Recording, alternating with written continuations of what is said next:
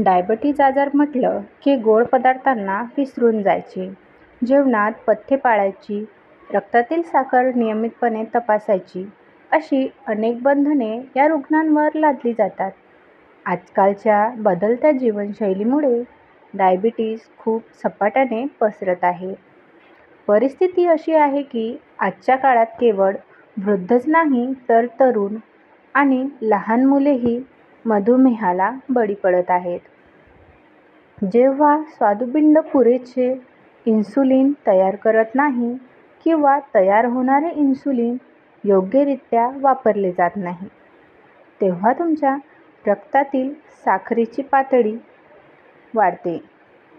त्यामुळे तुम्ही काय खाता यावर लक्ष ठेवायला पाहिजे.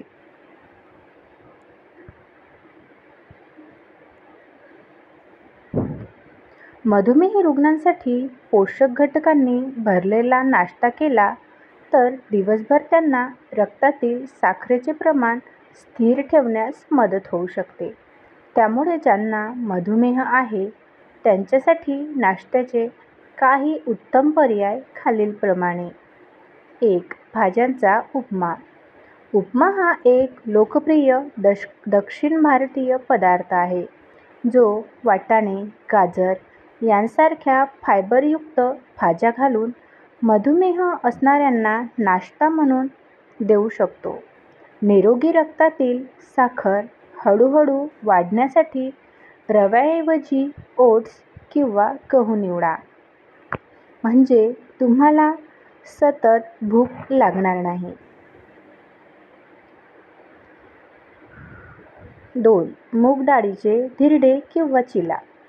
प्रथिनेयुक्त पर्याय, जो मिक्सरमध्ये बारीक केलेल्या मूग डाळीपासून बनवला जातो.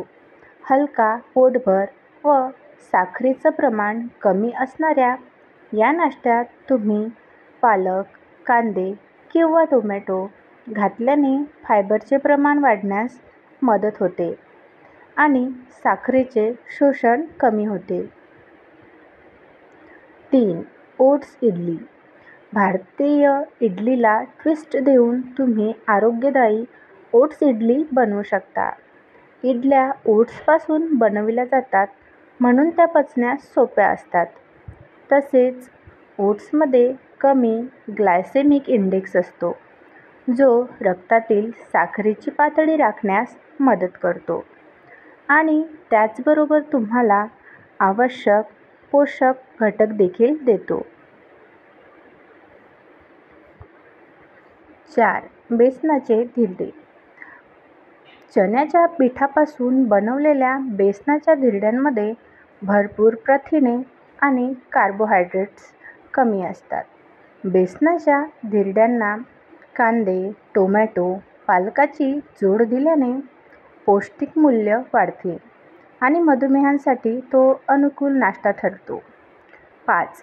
भाज्या मिश्रित पोहे. भाज्या आणि तेल घालून बनवलेले पोहे हलके पण पोटभर नाश्ता ठरू शकतो. पांढऱ्या रंगाऐवजी तांबडे किंवा ब्राऊन पोहे वापरल्याने फायबरचे प्रमाण देखील वाढते. 6. कडधान्याची कोशिंबीर. मोड आलेले मूग आणि चिरलेली काकडी, कांदा व टोमॅटो मिसळून खाल्ल्याने शरीरातील प्रथिने जास्त प्रमाणात मिळतात. मूग मटकीसारखे अंकुरलेले कडधान्य हळूहळू पचते, त्यामुळे जेवणानंतर रक्तातील साखर पटकन वाढत नाही. 7. नाचणीचा डोसा. नाचणीमध्ये कॅल्शियम, लोह, फायबरचे प्रमाण जास्त असते.